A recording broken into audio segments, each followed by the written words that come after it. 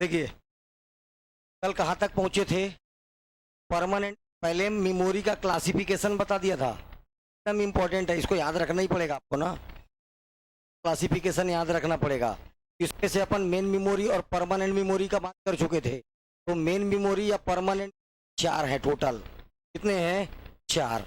RAM, रोम, register और cash. क्या है? अपन बात किए थे सेकेंडरी मेमोरी का। अपन पढ़ना चालू किए थे, सबसे पहले क्या पढ़े थे? रोम। क्या पढ़े थे? रोम। रोम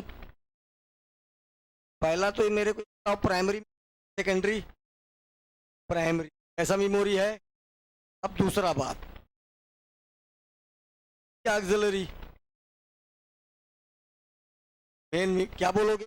प्राइमरी को ही क्या बोला जाता है? प्राइमरी और मेन। ठीक है, अब मेरे को ये बताओ, प्राइमरी वोलाटाइल है कि नॉन वोलाटाइल? वोलाटाइल है। और केवल एक क्या है? वही कौन है? तो रोम का बात कर चुके थे अपन। ठीक है, चालू किए थे क्या? रोम। ध्यान से देखिए,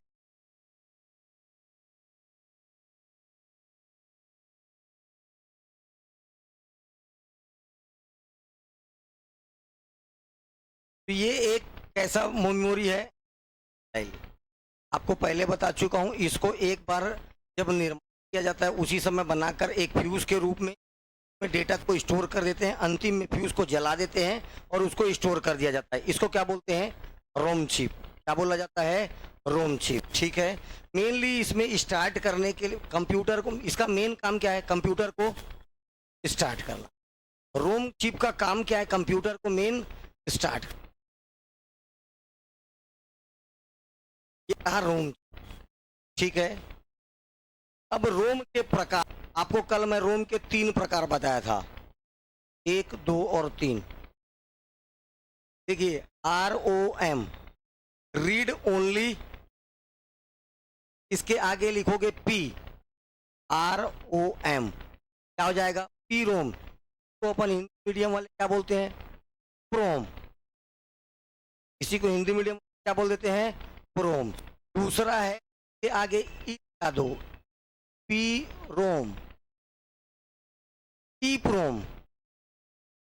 हिंदी में क्या बोला जाता है? तो प्रोम। के आगे एक और ई लगा दो, प्रोम। प्रोम। ये 3 प्रकार किसके हैं? रोम। तो सबसे पहले इसका पहला प्रकार देखते हैं, पी रोम।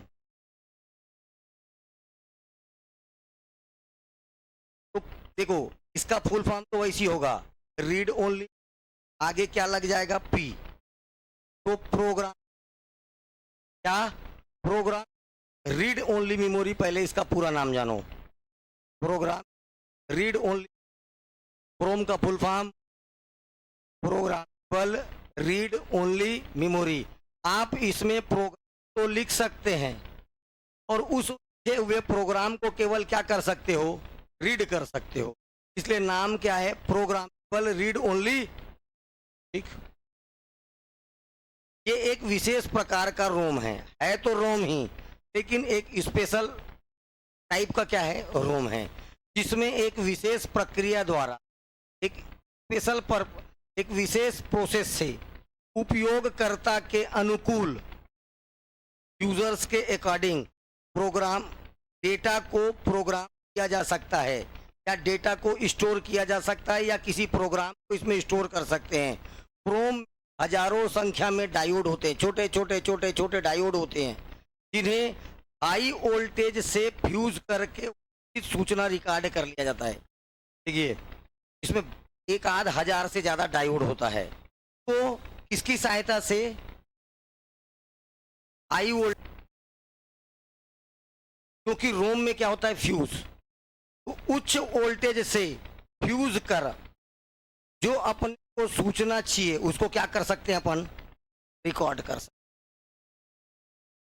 एक बार प्रोग्राम कर दिए बाद, जैसे कोई भी अपन ने एक बार उसमें प्रोग्राम बना दिया या एक बार डेटा डाल दिया, के बाद ये ऑर्डिनरी के जैसा होगा, ऑर्डिनरी के जैसा हो जाएगा ये रोम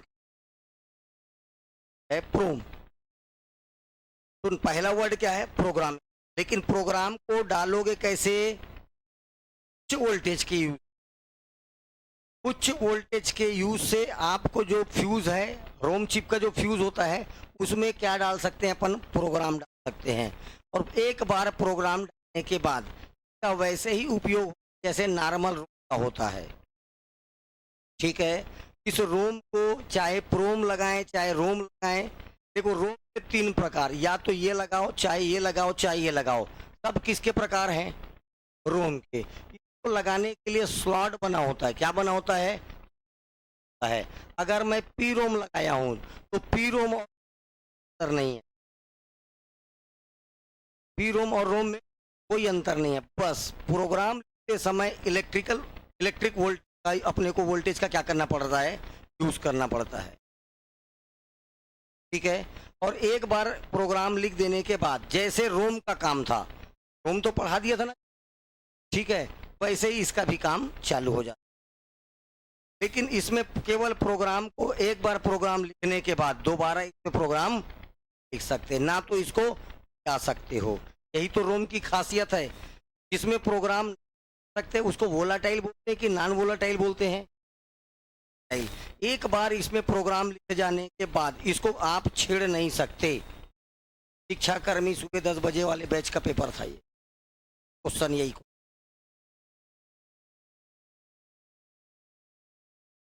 लेकिन समझ में नहीं आया उस समय।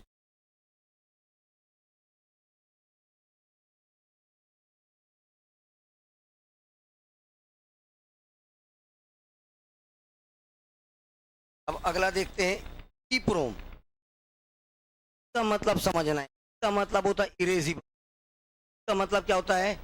इरेजिबल। बाकी सेम वही, प्रोग्रामेबल, रीड। सामने क्या लग गया?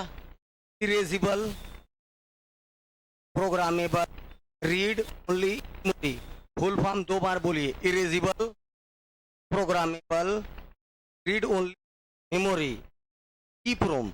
अब इस पहले ही वर्ड क्या? इरेजिबल। क्या लग रहा है? इरेजिबल मतलब इरेज करना। इरेज करना मतलब जाना। तो देखिए, इस प्रकार के रोम पर पराबैंगनी किरणें, अल्ट्रावायलेट रेस की सहायता से पुराने प्रोग्राम को हटाकर नया प्रोग्राम लिखा जा सकता है। इंपॉर्टेंट पॉइंट, किसके मदद से? With the help of ultraviolet rays. इसमें से जो पहले से स्टोर चीजें हैं, ठीक है, इसमें जो क्या किया है, फ्यूज में जो पहले से कुछ चीजों को स्टोर करके रख दिया है, चीजों को आप क्या कर सकते हो? इरेज कर सकते हो, मतलब मिटा सकते हो। क्या कर सकते हो? मिटा सकते हो। लेकिन मिटाओगे किससे? पराबैंगनी किरणों से, with the help of ultraviolet rays. लेकिन इसको कंप्यूटर के भीतर में ही नहीं, उसको अलग से उस इंस्ट्रूमेंट को आपको बाहर निकालना पड़ेगा। सिस्टम से आपको सर्किट से क्या करना पड़ेगा? बाहर निकालना पड़ेगा। उसके पश्चात ही आप ये काम को कर पाओगे। देखो आगे क्या बोलता है। प्रोम को सर्किट से निकालना पड़ता है। इसके लिए देखो इसके लिए ई प्रोम को कहाँ से निकालना पड़ता है? सर्किट से निकालना पड़ता है। इसे अल्ट्रावायलेट ई प्रोम भी कहा जाता है। आपको इरेज करने का सहूलियत देगा, इरेज करने का अनुमति देगा।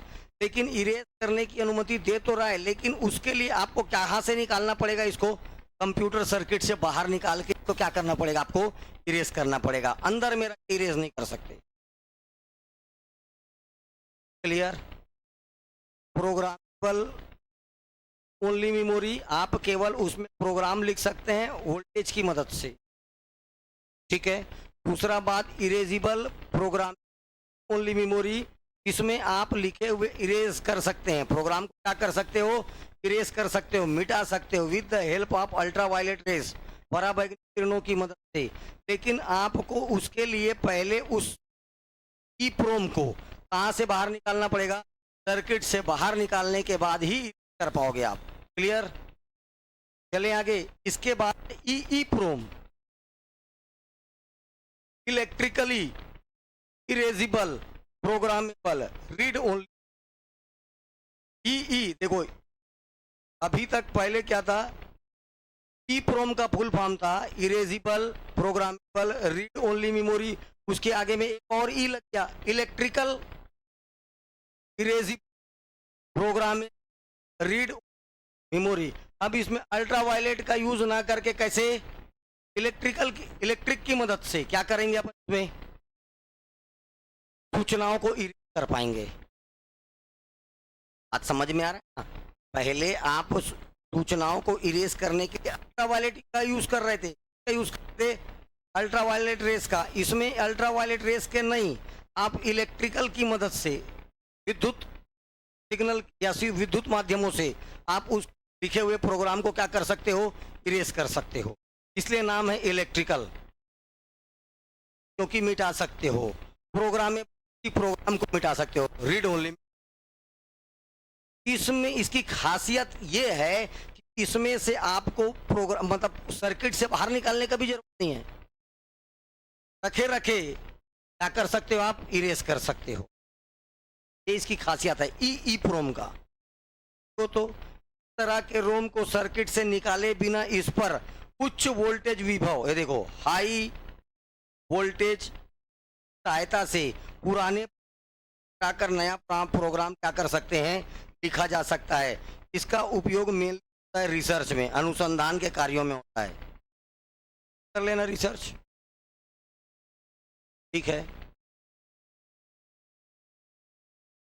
वर्तमान में सहायक मेमोरी के रूप में, ध्यान से सुनना मैं क्या बोल रहा हूँ, वर्तमान में एट प्रेजेंट सहायक मेमोरी, ऑक्सिलरी मेमोरी के रूप में प्रोम का उपयोग बहुत ज़्यादा होता है।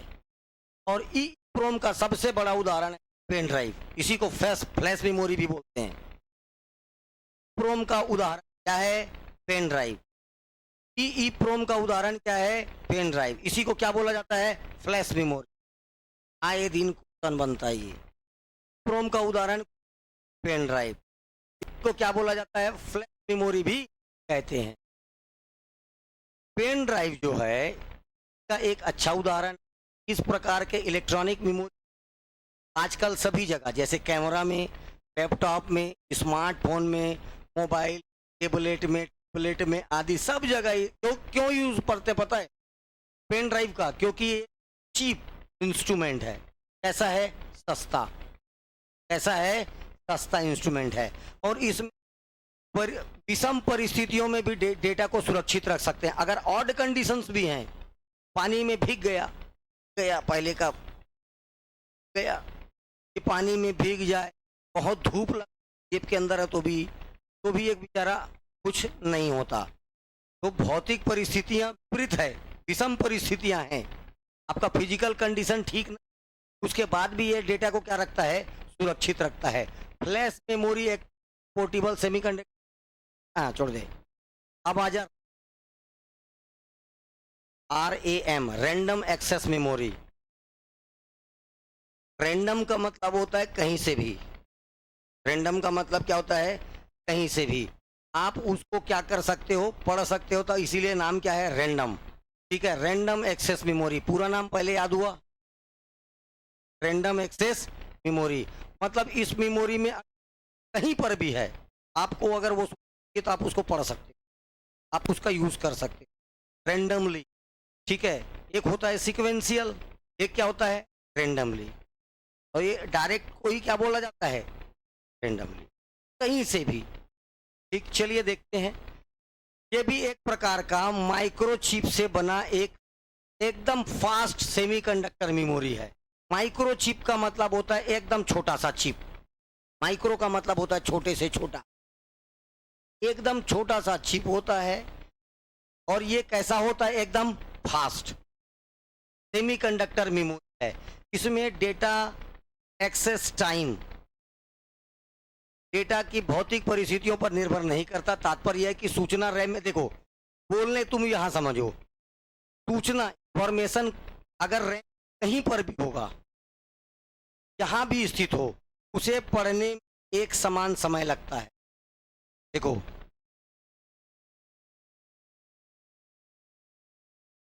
अलग अलग ये सब लोकेशन है ना, तो क्या बोलते हैं 1 2 4 5 6 7, ये सब क्या है, लोकेशन है। और ये इसको बोला जाता है कि देखो ऐसा एक लीड होता है, इसको बोलते हैं रीड राइट हेड। पढ़ने के लिए, अरे भैया पहले एक ठोक बड़ा सा प्लेट आता था, उसके ऊपर धीरे से ऐसे पिन को छोड़ता था, गाना बजना चालू हो जाता था, देखे थे, वही रीड करता था, वही क्या है, रीड राइट हेड। पढ़ने के लिए क्या है, रीड राइट हेड। अगर मेरी सूचना यहाँ पर है तो भी, और अगर सूचना यहाँ पर है तो भी, ये इसके द्वारा पढ़ने में, देखो यही बात बोलता है, चाहे जहां पर रैम सूचनाएं जहां पर भी स्थित हो, उसे पढ़ने में एक समान समय लगता है। रैंडम एक्सेस मेमोरी सूचनाओं को क्रमानुसार ना पढ़ के सीधे एक्चुअल वांछित सूचना जो अपने को एक्चुअल में चाहिए इंफॉर्मेशन को डायरेक्ट पढ़ा जा सकता है। ये एक प्रकार का वोलाटाइल मेमोरी है। वोलाटाइल मेमोरी का मतलब अस्थाई। वोलाटाइल को हिंदी में क्या बोलते हैं, अस्थाई। बोलने का मतलब जैसे सप्लाई ऑफ होता है, रैम में जो भी चीज था सारा चीज क्या हो जाता है, गायब हो जाता है। रैम सबसे ज्यादा इंपॉर्टेंट है, याद रखना। क्यों, सारा का सारा चीज जो प्रोसेस होने वाला है, सबसे पहले प्रोसेसर कहाँ खोजता है, रैम चिप में। कहाँ पर खोजता है, रैम चिप में खोजता है। अगर रैम चिप में, तो वो ऑक्सिलरी मेमोरी से मंगाएगा।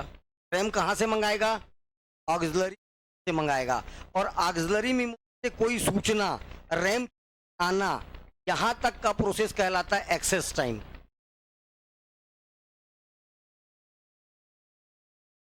एक बात जो बोल, सारा का सारा चीज क्वेश्चन है ना, सीपीयू प्रोसेस करने के लिए, चीज को प्रोसेस करने के लिए इंस्ट्रक्शन या डेटा कहाँ से प्राप्त करता है, रैम से। कहाँ से प्राप्त करता है, रैम से। रैम तत्काल इसको कहाँ से प्राप्त करेगा, ऑक्सिलरी, जैसे पेन ड्राइव। पेन ड्राइव क्या है, एक मैं पेन ड्राइव लगाए, ऑक्सिलरी मेमोरी, सीडी डीवीडी सारा ऑक्सिलरी मेमोरी। इससे वो हार्ड डिस्क क्या है, ऑक्सिलरी। फ्लॉपी डिस्क क्या है, ऑक्सिलरी है। इन चारों को छोड़ के बाकी सब क्या है, ऑक्सिलरी है। मैग्नेटिक टेप क्या है, ऑक्सिलरी है। मैग्नेटिक डिस्क क्या है, ऑक्सिलरी है। इन चार को छोड़कर, ओए रख मोबाइल, ये मेडल, इन चार को छोड़कर बाकी सब क्या है, ऑक्सिलरी मोबाइल। बाकी सब के सब क्या है, ऑक्सिलरी मोबाइल। तो इन कोई भी डेटा चाहिए रहेगा रैम को, तत्काल वो ऑक्सिलरी में लेके आएगा।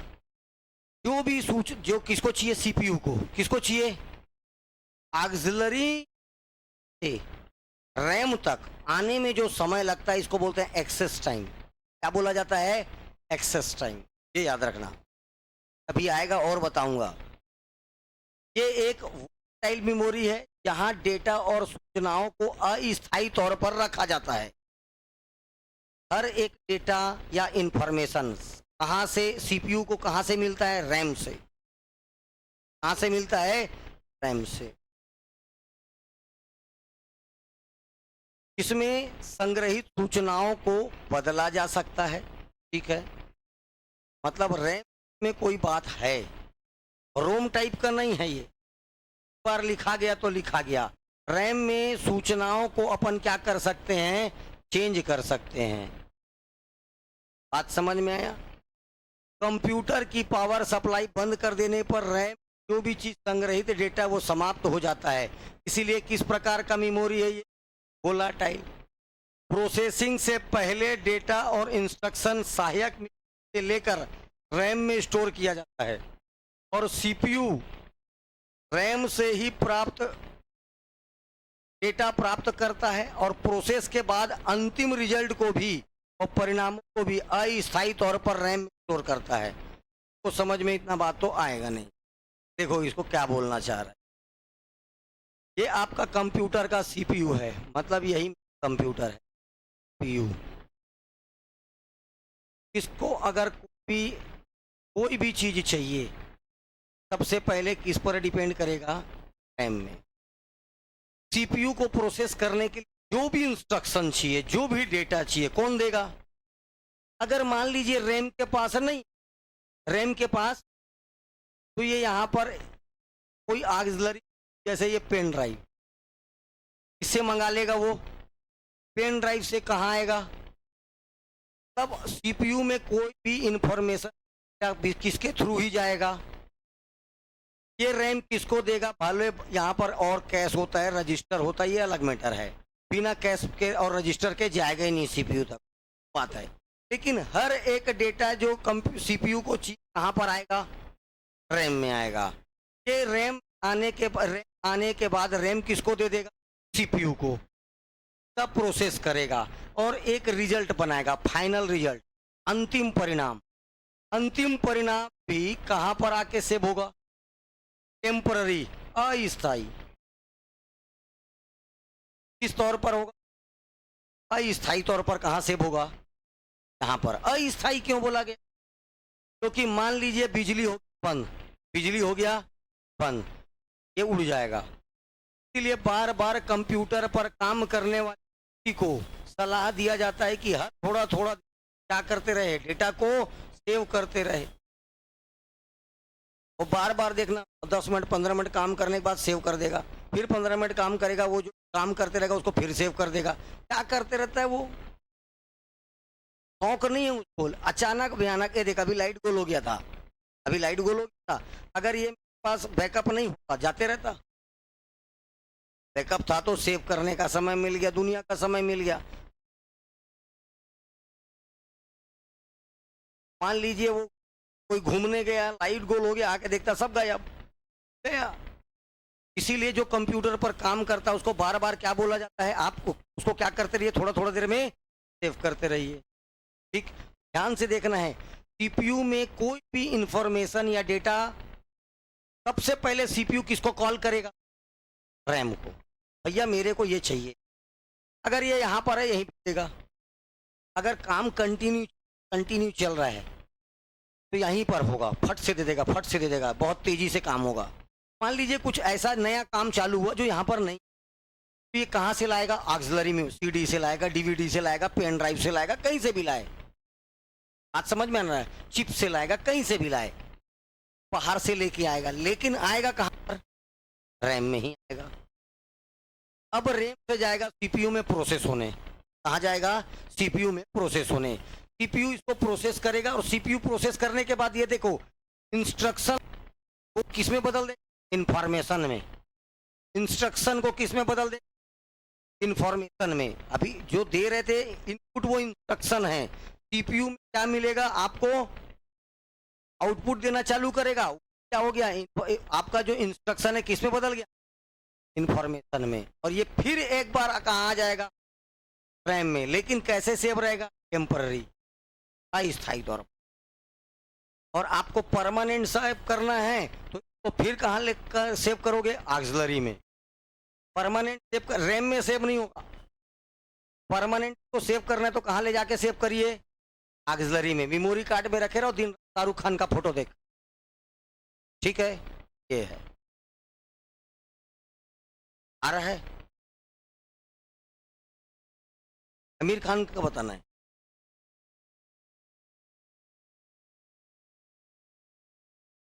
आजकल बाजार में 16 MB, MB का फुल फॉर्म है मेगाबाइट, 32 MB, 64 MB, 128, ये पुराने जमाने का बात। 1 GB, अरे 8 GB, 32 GB, ये लैपटॉप चालू हो गए हैं। इसमें तो 1 टेराबाइट का रैम है। टीबी का भी, MB का, GB का भी नहीं, 1 टेराबाइट का क्या इसमें रैम है। तो जैसा काम रहेगा, इतना सारा स्टोरेज अपने को चाहिए, सारा काम है, तो MB में, GB में काम नहीं होगा। है रैम 1 टेराबाइट का रैम है, इसलिए तो महंगा पड़ रहा है भैया। ठीक है, 1 टेराबाइट का क्या चाहिए? में रैम लगा है। आजकल मार्केट में और महंगे आ गए हैं। 8 GB, 32 का तो कोई भी लैपटॉप लेके घूम रहा है। मदरबोर्ड पर खाली स्लॉट्स में रैम चिप्स लगाकर मेमोरी क्षमता को बढ़ाई जा सकती है। अगर तेरा 32 MB का है तो उस टाइप का काम करेगा। अब तुम गए हो, तुमको तो पता ही नहीं है, वो तेरे को 2 दिखाएगा, बोलेगा 1 GB का, और ये बोलेगा 512 MB का। एक वाला क्यों दे रहा है, 500 वाला दे। तुम पकड़ के आ जाओ 512 MB का क्या, बोले अरे एक बार भाई वो एक था, इसमें है 500, ये महंगा है ना। ऐसी पहना के वहां जाते साथ देखिए, वहां जाता है कंप्यूटर दुकान में, क्या बोलता है कितने GB का रैम है, उसके सिवा कुछ नहीं जानता वो, सुने रहता है रैम के बारे में, कितने GB का रैम है, कितना रैम है इसका, बता रहा है 1 GB का है, 512 का है, 2 GB का। 1-2 वाला मत दिखा, 512 वाला था, महंगा चाहिए बोले, तो तभी समझ जाएगा ये लोल है। ठीक है, तो MB, मेगाबाइट, GB, गीगाबाइट, और ऊपर पक्का पेंटा की हेक्सा आएगा भी, अभी और आएगा, पूरी बताऊंगा अभी। ठीक है, और मेमोरी बढ़ते जाएगा। सुपर कंप्यूटर, ये सुपर कंप्यूटर थोड़ी है, कंप्यूटर में किसमें फ्लॉप्स में होता है। ठीक, राजा इस मेमोरी को कहां पर लगाया जाता है, स्लॉट्स में। ये स्लॉट कहां बना होता है, रैम चिप को मदरबोर्ड पर बने, मदरबोर्ड पर देखो, मदरबोर्ड पर 2 प्रकार का स्लॉट्स बना होगा, ध्यान से सुनना। अब क्वेश्चन पूछता है, रैम चिप को मदरबोर्ड पर बने 2 प्रकार का स्लॉट्स होता है। एक स्लॉट्स को बोलता जाता है सिम्स,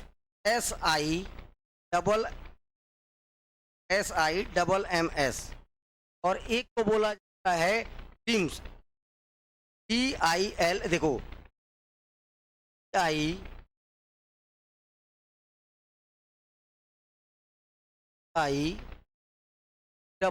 IMMS, IL है। ठीक है, देखो देखो SIMMS, single in line modules, उसमें एक ही खांचा रहेगा और एक ठो लगे रहेगा, तब क्या कहलाएगा, इन लाइन मॉडल्स। ठीक है, अगर उसके जगह एक खांचा नहीं होकर के मतलब डबल लग रहा है, तब ये क्या कहलाएगा, पहले वो सिंगल यूज हुआ करता था, अब क्या यूज होता है, डुअल इन लाइन मॉड्यूल्स। ठीक है, अब किसका यूज होता है, इस, पहले किसका यूज होता था, उसका। ठीक है, यहां पर ये देखो SIMMS, सिम्स में 32 बिट मेमोरी होती, वहीं 64 बिट का सिंगल और डबल, समझ में आया, जस्ट डबल हो जाता है मेमोरी कैपेसिटी। ये 2 प्रकार का होता है। रैम कितने प्रकार का है, 2 प्रकार का। रैम कितने प्रकार का होता है, 2 प्रकार का। एक को बोलते हैं एस रैम, एस का मतलब स्टैटिक, और एक होता है डी रैम, डी का मतलब डायनामिक। ये रैम 2 प्रकार का होता है, स्टैटिक और डायनामिक। मैं आपको क्या बोला, बिजली बंद हुआ तो रैम से पूरी सूचनाएं बोला, लेकिन आपका जो स्टैटिक रैम है, स्टैटिक रैम, अगर आपने दोनों, आपका मर्जी है, आप डायनामिक रैम का यूज करिए चाहे स्टैटिक रैम का यूज। अगर आपने स्टैटिक रैम लगा तो आपका जो डेटा है बिजली बंद करने के बाद तब तक बना रहेगा जब तक उसको दोबारा ऑन ना कर लिया जाए। देखो, डायनामिक रैम और स्टैटिक रैम, स्टैटिक रैम में कंप्यूटर की सप्लाई बंद कर देने पर भी डाटा जो है स्टोर रहता है, संग्रहित रहता है, अगली बार कंप्यूटर ऑन होने तक ये सेव रहेगा। कब तक सेव रहेगा, अगले बार के कंप्यूटर के ऑन होने तक। रैम कितने प्रकार का, 2 प्रकार का। कौन कौन सा, सिस्टमेटिक रैम और डायनामिक रैम, सिस्टमेटिक रैम और डायनामिक रैम। इसमें से डायनामिक रैम तो अभी बताया हूँ, वही सब डायनामिक रैम था। सिस्टमेटिक रैम की एक खासियत ये याद रखना, अगर आपने क्या कर दिया, कंप्यूटर का सप्लाई बंद कर दिया, उसके बाद भी इसमें जो संग्रहित डेटा होता है, इसमें जो डेटा होते हैं, वो अगली बार कंप्यूटर के ऑन होते तक क्या रहता है, ठीक है। या रैम देख लो कहाँ पर रहता है, कंप्यूटर में कहाँ लगे रहता है ये, मदरबोर्ड। कहाँ पर लगे रहता है, मदरबोर्ड पर, ठीक।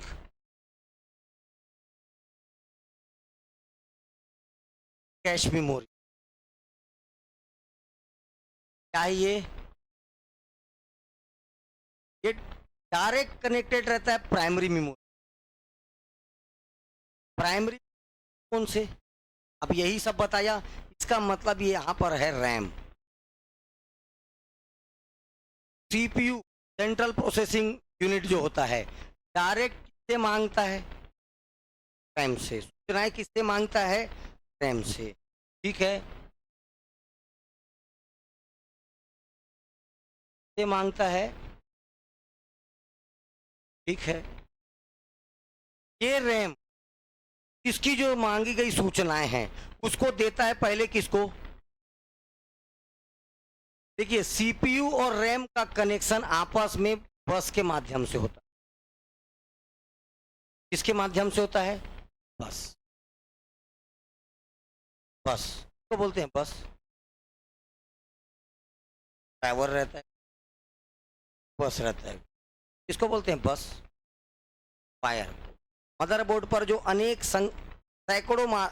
सैकड़ों एक दूसरे कंपोनेंट को कनेक्ट करने के लिए क्या रहते हैं, छोटे छोटे वायर्स होते हैं, उनको क्या बोला जाता है, बस। तेरे लिए आएगा बस, बस वो बस नहीं, ठीक है। तो ये आपस में कैसे कनेक्ट होते हैं, बाई बस। लेकिन जो कैश मेमोरी होता है ये किसी बस के माध्यम से नहीं, डायरेक्ट के ऊपर ही होता है। कैश मेमोरी और रजिस्टर ये बस से नहीं जुड़े होते हैं, डायरेक्ट जुड़े होते हैं किससे, सीपीयू। कैश मेमो, अब देख ध्यान से बात से डेटा प्राप्त करने की गति, किससे, से डेटा को प्राप्त करने की गति। एक बात ध्यान से सुनना क्या बोल रहा हूं, डेटा को प्राप्त करने की गति बाकायदा यहां से यहां आएगा, पर लेकिन आप समझो, मेमोरी से डेटा प्राप्त करने की गति और प्राइमरी मेमोरी तक ये जो डेटा है इसको पहुंचने की गति,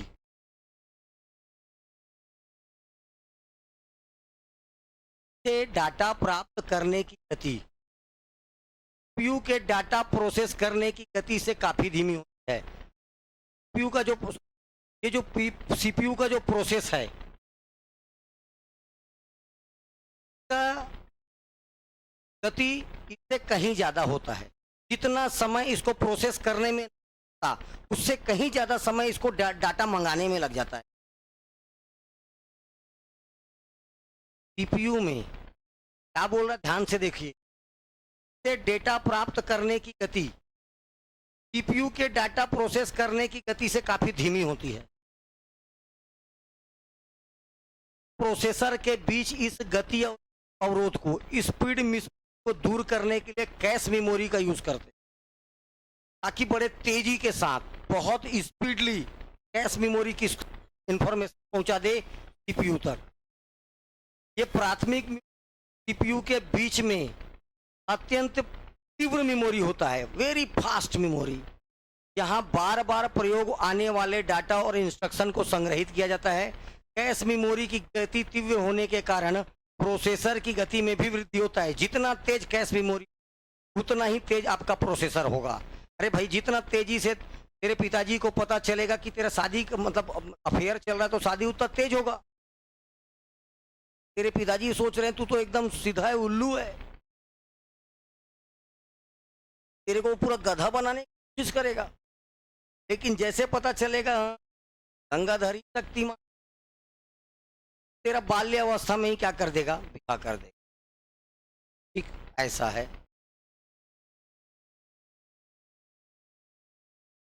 कैश मेमोरी सीपीयू से सीधे जुड़े होता है। कैश मेमोरी सीपीयू के साथ डायरेक्ट कनेक्ट होता है।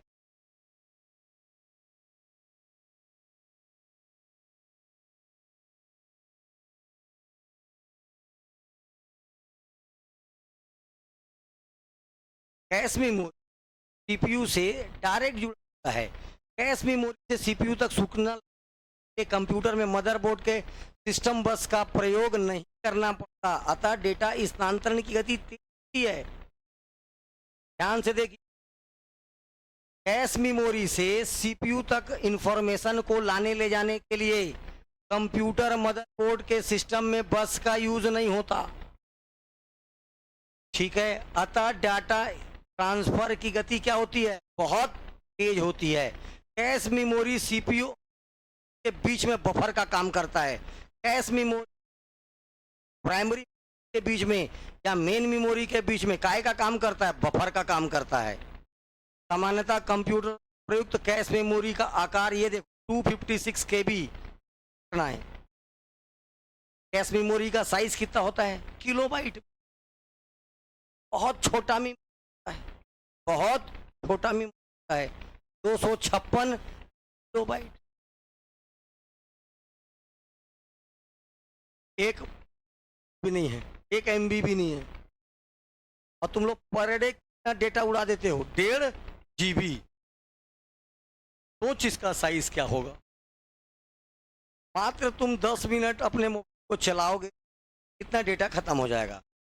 सिर्फ चलाना है, वीडियो तो एक आधा मिनट में खत्म हो जाएगा। 156 KB,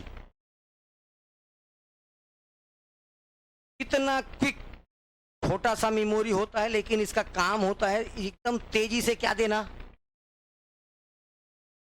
बस इसका काम है यहाँ से उठाना में फटाफट फटाफट फटाफट में क्या करते जाना, डाटा को सीपीयू में देते जाना, सीपीयू में देते जाना, ये काम है इसका। किसी बस वस का जरूरत नहीं, डायरेक्ट कनेक्ट होता है। क्या करना है आपको, 256 KB का एक्सेस टाइम कितना होता है,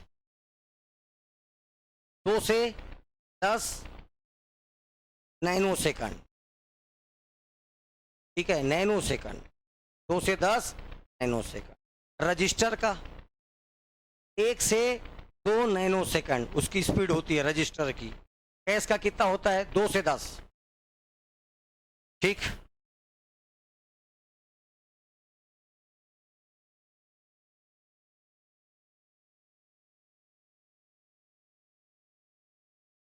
ये वही चीज बता रहा है। देखो क्या बोलता है, कंप्यूटर प्रोसेस के पश्चात अंतिम या अंतरिम, अंतरिम का मतलब इंटरमीडिएट, ठीक है, या अंतिम फाइनल रिजल्ट रैम में स्टोर करता है। रैम एक टेम्पररी अस्थायी मेमोरी है, अतः कंप्यूटर के अचानक बंद हो जाने पर जो भी डेटा मेमोरी में था, जो भी सहायक मेमोरी में, अगर इसको सेव नहीं करेंगे, इसको अगर कहाँ सेव नहीं करो, ऑक्सिलरी में सेव नहीं करो, डेटा सारा नष्ट हो जाएगा। इसीलिए डेटा नष्ट ना होने से बचने के लिए समय समय पर, ठीक है, डेटा या रिजल्ट को क्या करते रहना चाहिए, सेव करते रहना, ठीक है। ये तो बता चुका था।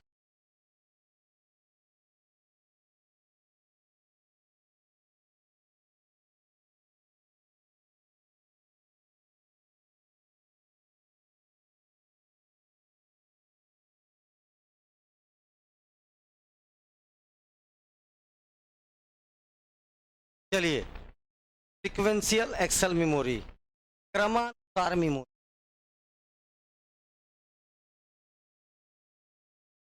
इसका मतलब यही होता है, जैसे मैं अभी पीछे एक आया था, ये मान लीजिए कोई मेमोरी है, अभी मैं ये नहीं बता रहा हूँ ये कौन सा, कोई भी मेमोरी है, लोकेशन 1 5 7 8, ये लोकेशंस है। क्या बोला जाता है, तो जहाँ पर आपका डेटा स्टोर होता है उसको क्या बोलते हैं, उस जगह को लोकेशन। कितने लोकेशन हैं, अब मेरे को लोकेशन 4 से संबंधित जानकारी है, वो चाहिए।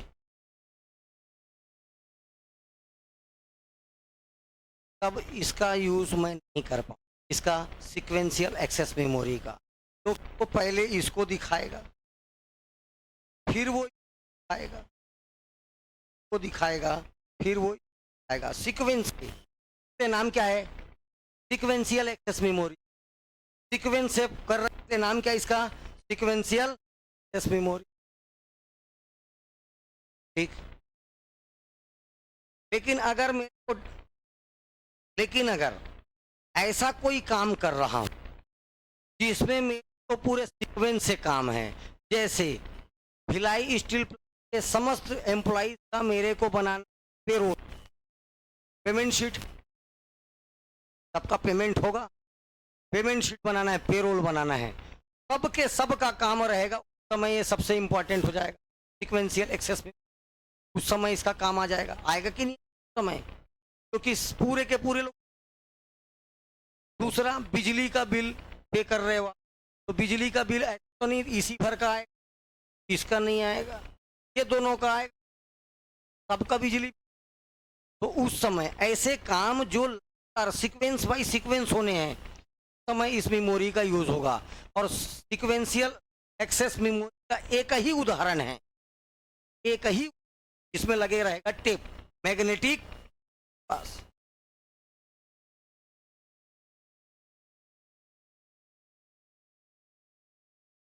चलिए देखो क्या है सीक्वेंशियल एक्सेस मेमोरी। इसमें वांछित डेटा को क्रमानुसार ही पढ़ा जा सकता है, इस कारण इस मेमोरी से डेटा को पढ़ने में समय अधिक लगता है। इस कारण इसका उपयोग जगह पर किया जाता है जहां लगभग सभी डेटा को प्रोसेस करने की जरूरत पड़ती है।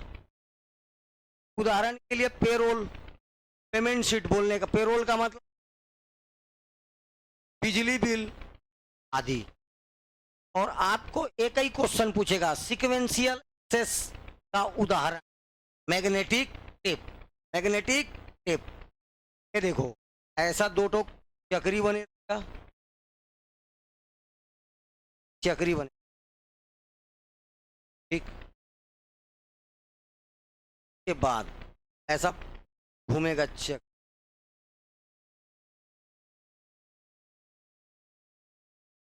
ये प्लास्टिक का क्या है।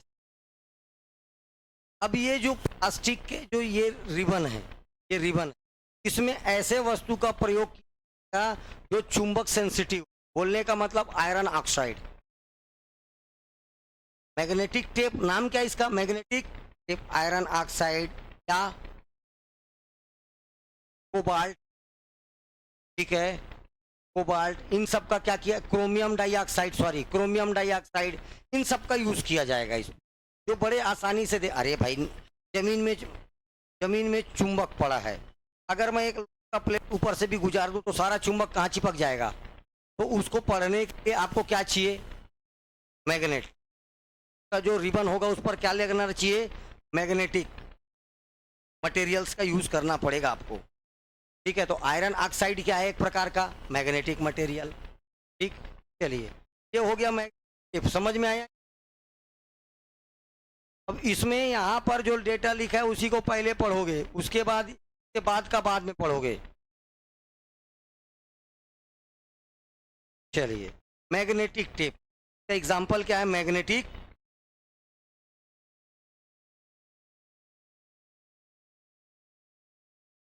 ये क्रमानुसार मेमोरी का उदाहरण है। इसमें एक प्लास्टिक का रिबन, देखो इसमें एक प्लास्टिक रिबन पर मैग्नेटिक मटेरियल आयरन ऑक्साइड या क्रोमियम डाइऑक्साइड, आयरन ऑक्साइड या क्रोमियम डाइऑक्साइड की परत क्या कर देते हैं, के ऊपर आयरन ऑक्साइड या क्रोमियम डाइऑक्साइड का लेयर लगा देते हैं। इसे विद्युत हेड से, इनके ऊपर में क्या रहेगा, विद्युत का हेड, हेड मतलब समझ गया ना, जैसे ये अगर ये टेप जा रहा है इसके ऊपर लग गया, ये हेड है, ये क्या है, दबा के रखेगा ऐसे, यहीं पर जो जब जब ये गुजरते रहेगा टेप, यहीं पर की जानकारी पढ़ाएगा। ये क्या कहलाता है, विद्युत हेड, इलेक्ट्रिकल हेड। या कई जगह आप पढ़ोगे तो इसको रीड राइट हेड बोला जाता है, इसी को क्या बोला जाता है, रीड राइट हेड। से प्रभावित कर डेटा को स्टोर किया जाता है, इसी से क्या किया जाता है, विद्युत हेड से डेटा को स्टोर किया जाता है। मैग्नेटिक टेप पर स्टोर किए गए डेटा को रिकॉर्ड कहा जाता है। आप देखो एक चीज होता है लिखना, एक चीज होता है पढ़ना। लिखना और पढ़ना कल सिखाया था क्या? कल बताया था मेमोरी और पढ़ना। आप आपके मेमोरी कार्ड में आप जो चीज डाल रहे हो मतलब उसका स्टोरेज भर रहा है। आज आपका मन किया हाँ झन पगली फंस जबे पिक्चर को डाउनलोड किए मतलब आपने अपने मेमोरी कार्ड को भर दिया। यही कहलाता है लिखना। यही क्या कहलाता है? आप अगर हो सकता है किसी पुस्तक को डाउनलोड कर दिए तो आपका मेमोरी भरा। यही क्या कहलाता है? लिखना।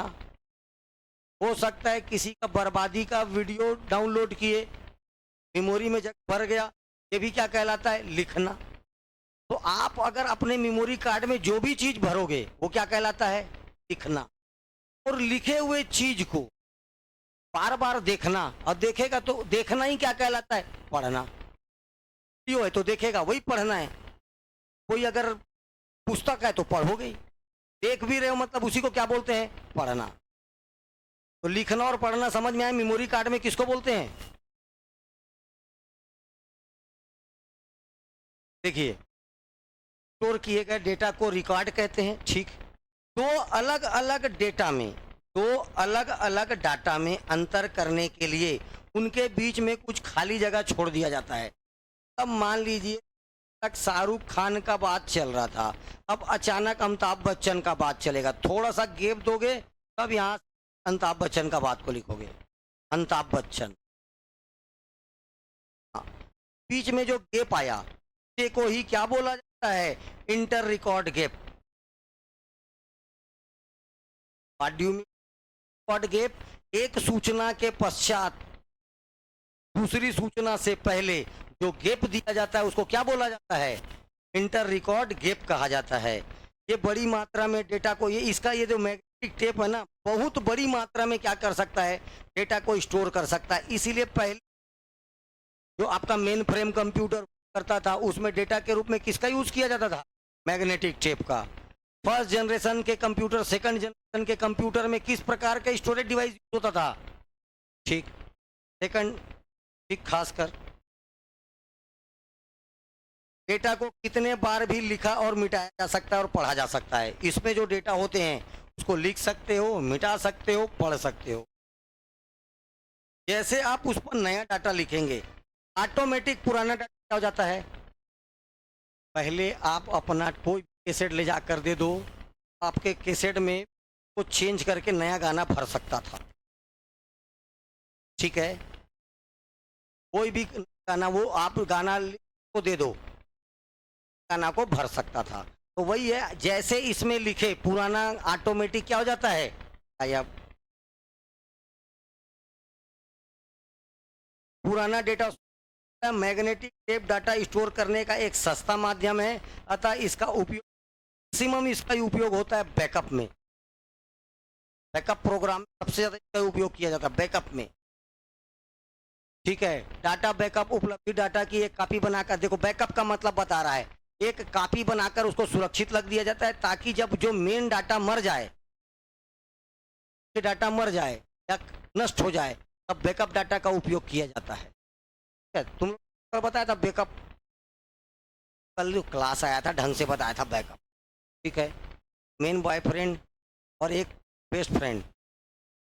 बॉयफ्रेंड मर जाता है तो बेस्ट फ्रेंड क्या बन जाता है? बॉयफ्रेंड। ये बैकअप। अब भूलेगा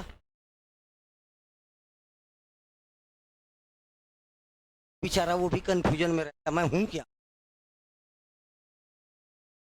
फ्रेंड हूँ, बेस्ट फ्रेंड हूँ, कभी कभी फीलिंग भी देती है तब वो भी कंफ्यूज बेचारा। इसका फार्म स्टोरेज कैपेसिटी का मैग्नेटिक टेप का क्वेश्चन पूछ चुका है। मैग्नेटिक टेप की भंडारण क्षमता बराबर डेटा का घनत्व डेंसिटी ऑफ डेटा इसमें होता है बाइट पर इंच में। Data density of data data का घनत्व किसमें होता है? बाइट पर इंच मल्टीप्लाई टेप की लंबाई लेंथ ऑफ टेप क्या निकल जाएगा? डेंसिटी किसकी डेंसिटी सॉरी कैपेसिटी भंडारण क्षमता स्टोरेज कैपेसिटी बराबर storage capacity equal to data का घनत्व, डेंसिटी डेटा। डाटा का घनत्व कैसा है, डेंस है कि नहीं है, या पास पास है, दूर दूर है, क्या कहलाता है डाटा का घनत्व। बाइट पर इंच, एक बाइट में कितना इंच, सॉरी एक इंच में कितने बाइट के आधार पर डेंसिटी निकाल लिए, उसको मल्टीप्लाई कर दिए किससे, टेप की लंबाई से। इससे निकल आएगा क्या, भंडारण क्षमता, स्टोरेज कैपेसिटी।